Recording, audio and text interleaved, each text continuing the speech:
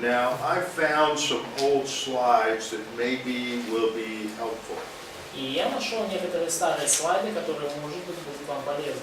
But unfortunately, I only have them in Russian and I don't have them in English. Но, к сожалению, они у меня только на русском, на английском нет. So you will have to help me. То есть вам придется мне помогать. Okay, but that is a picture also of the pre-tribulation rapture. Но вот это вот образ восхищения перед великой скорбью. Да, картинка. Have the church age. Вот мы видим век церкви. Christ comes in the clouds. Христос приходит на облака. And church age believers, alive and dead, meet him in the air. И верующие века церкви, живые и мертвые, они встречают его в воздухе. Then there's the 7-year tribulation. Потом есть 7 лет великой скорби. And Jesus returns to the earth. И Иисус возвращается после этого на землю. So this is the pre-tribulation rapture. И вот это вот предреволюционное восхищение. Now what is this? Что вот это? English. English, partly, it's like after the mid of the tribulation. This is the partial tribulation. Okay. Partial tribulation. Частичное восхищение.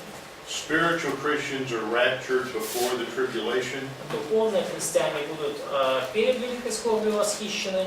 But carnal Christians have to go through the tribulation and they get raptured at the end of the tribulation. Но плотские христиане пройдут через великую скорбь и будут восхищены в конце великой скорби. Okay. Here is another chart. Вот еще одна таблица, еще один график. This is the mid-tribulation rapture. Это мид-трибуляционное восхищение, восхищение посередине великой скорби. I know it's not fully translated, is it? Rapture, no, it's translated rapture.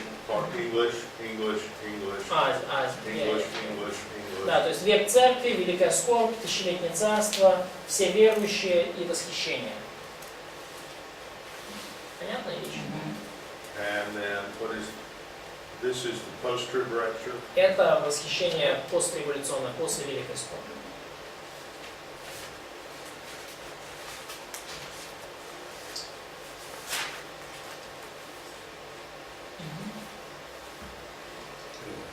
Okay, let's go back to look at our notes. Ну хорошо, вернемся к нашим заметкам.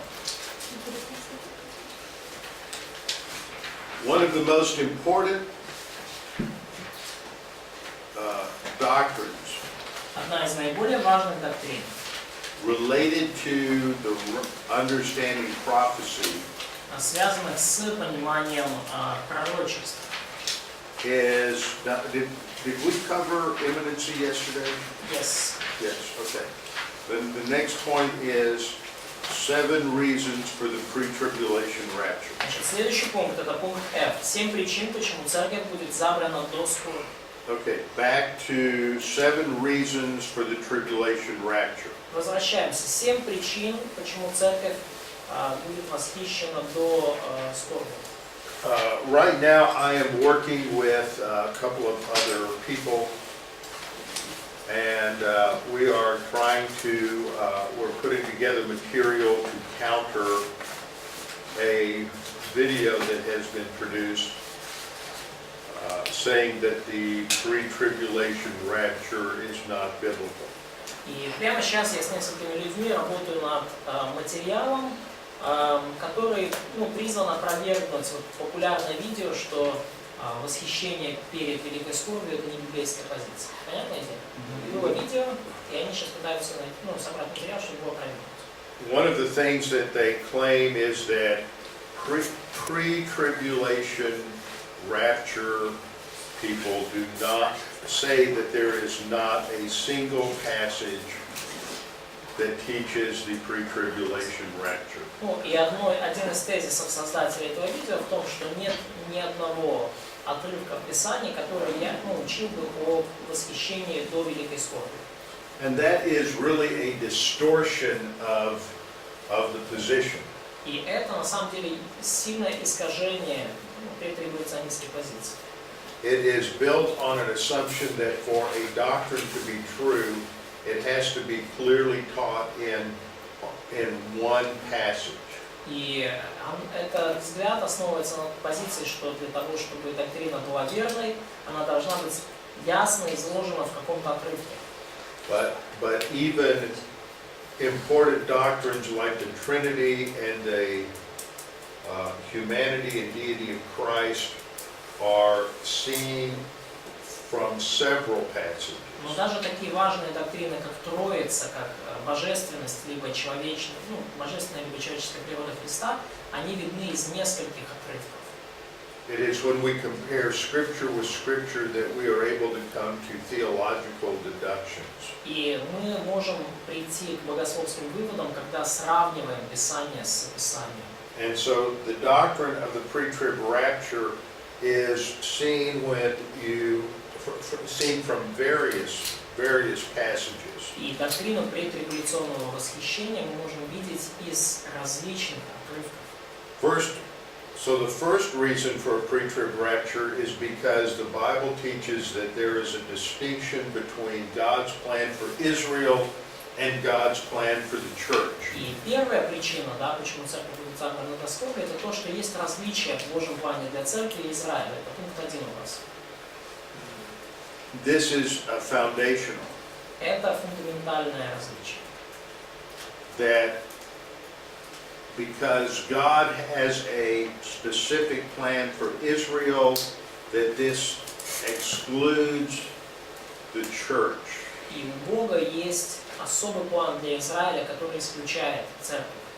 And the same is true for God's plan for the church, excludes God's plan for Israel. И точно так же Божий план для церкви исключает Израиль. So that when we come to Daniel's 70 weeks in Daniel 9, Когда мы переходим к 7 неделям и 7 седьминам в Даниила 9 главе, this will show us that for God to work out His final plan for Israel will necessitate the removal of the church from the earth. И этот отрывок показывает нам, что для того, чтобы Богу завершить свой план по отношению к Израилю, совершенно необходимо удалить с земли церковь. And that is further developed in the third point. И это немножко больше раскрыто в третьем пункте, третьей причине из 7. Second point is the purposes of the tribulation. Второй пункт – это цель скорби. The purposes of the tribulation do not relate to the church.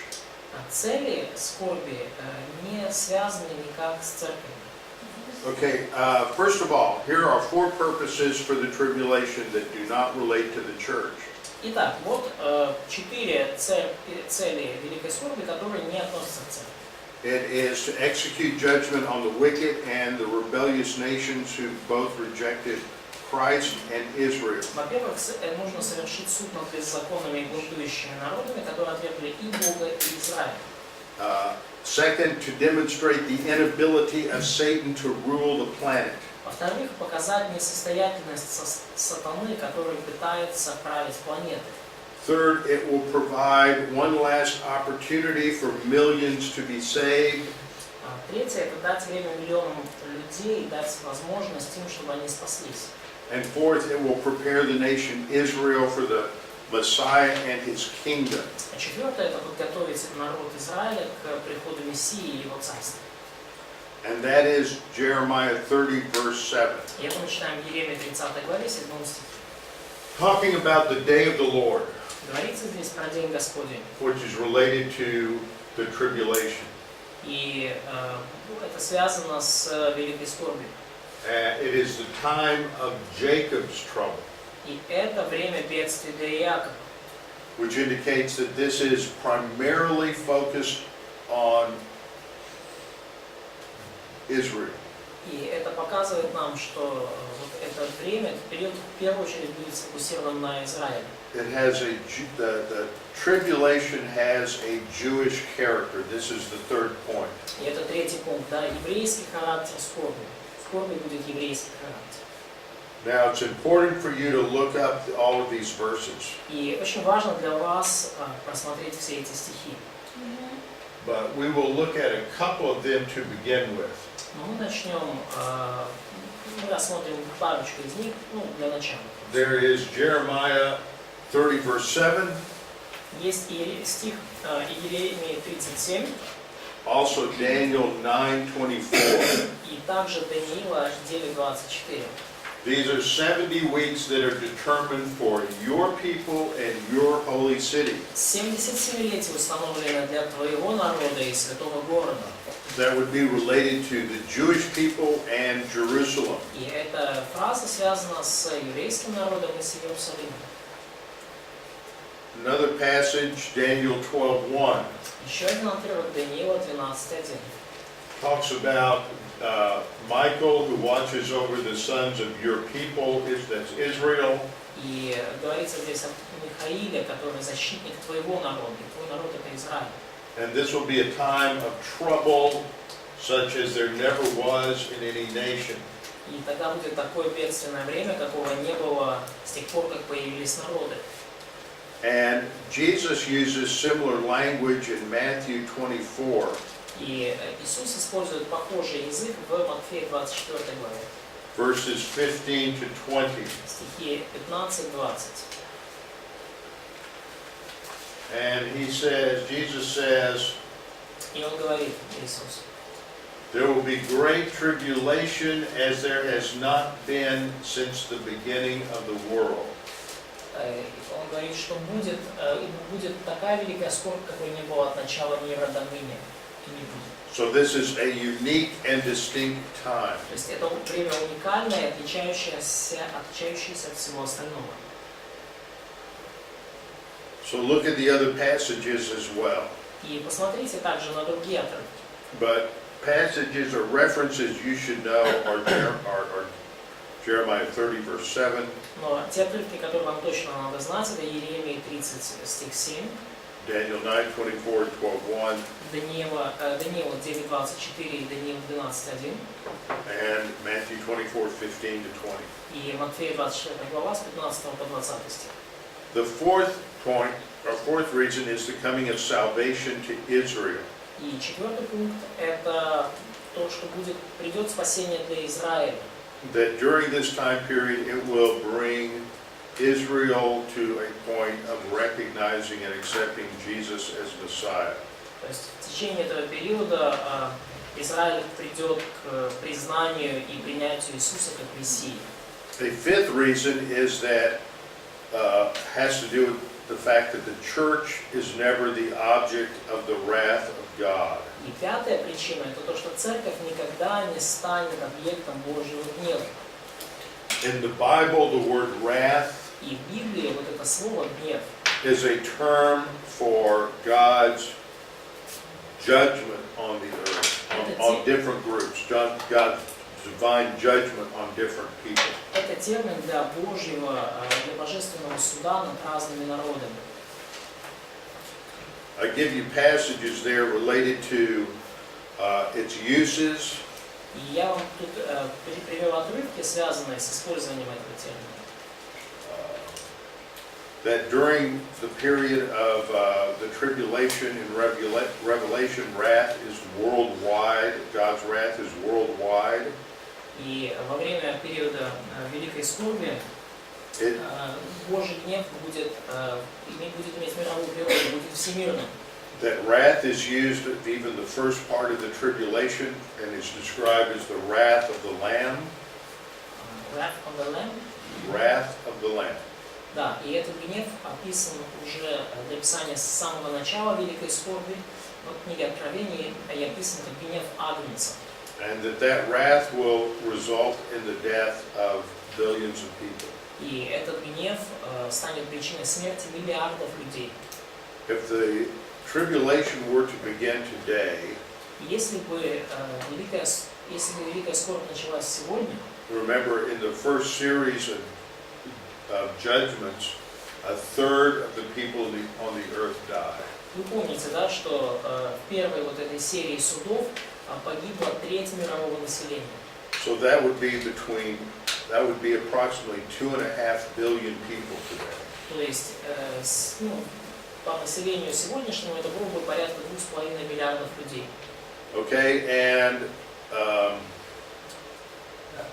the third thing to note about the term wrath is that it relates to these judgments in the tribulation that are unique in all of human history.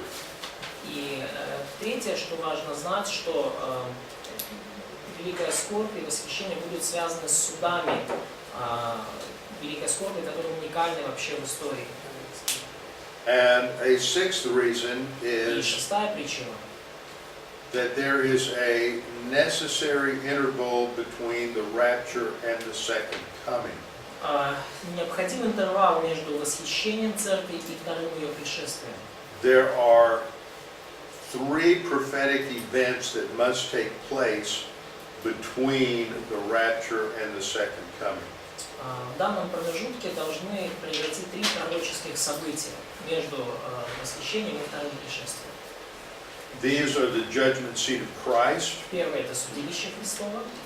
the marriage of the Lamb in heaven, Второе – это брак Агнца на небесах. and salvation of people who will enter the millennium. Третье – это спасение людей, которые войдут в миллениум.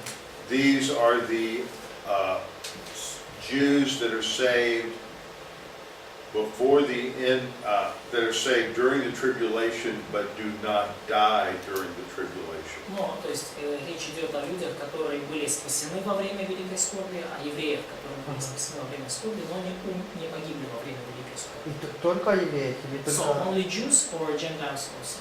Gentiles also, but we're Ну, евреи, язычники тоже. now the tribulation passages. Now the seventh point is that there's no biblical evidence of the church in the tribulation. И седьмой пункт говорит, что нет библейских свидетельств того, что церковь войдет в Великую Скорбь. The tribulation passages in the Bible all refer to Israel, but the church is not mentioned. Все отрывки о Великой Скорби в Библии, они относятся к Израилю, церковь там вообще не упоминается. Also, there is no word for no word for church is used in any passage related to the tribulation. И также нет ни одного слова, которое бы обозначало церковь в любом отрывке, связанном с Великой Скорбью. Okay, and last, there's third, Daniel 9:24 describes the 70th week. It's for Daniel's city and Daniel's people. Да, ну вот пункт С, Даниила 9 глава, 24 стих, описывает 70-ю седмину как относящуюся к городу Даниила и к народу Даниила. And last, there's no terms related to the church are used between Revelation 4 and Revelation 18. И также нет ни одного слова, связанного с церковью, в описании событий с Откровения 4 главы по Откровение 18 главы. The only possible reference in those chapters to the church Единственная возможная ссылка в этих отрывках на церковь are the 24 elders that are in heaven in Revelation 4 and 5. это 24 старца, которые находятся на небесах в Откровении 4 и 5 главе. Now the next section, Но следующая секция, there is a list of distinctions between what happens at the rapture and what happens at the second coming. это список отличий, где перечислена разница в том, что происходит при восхищении и что происходит при втором пришествии. At the rapture, all believers are translated into immortality. При восхищении все верующие перейдут в состояние бессмертия.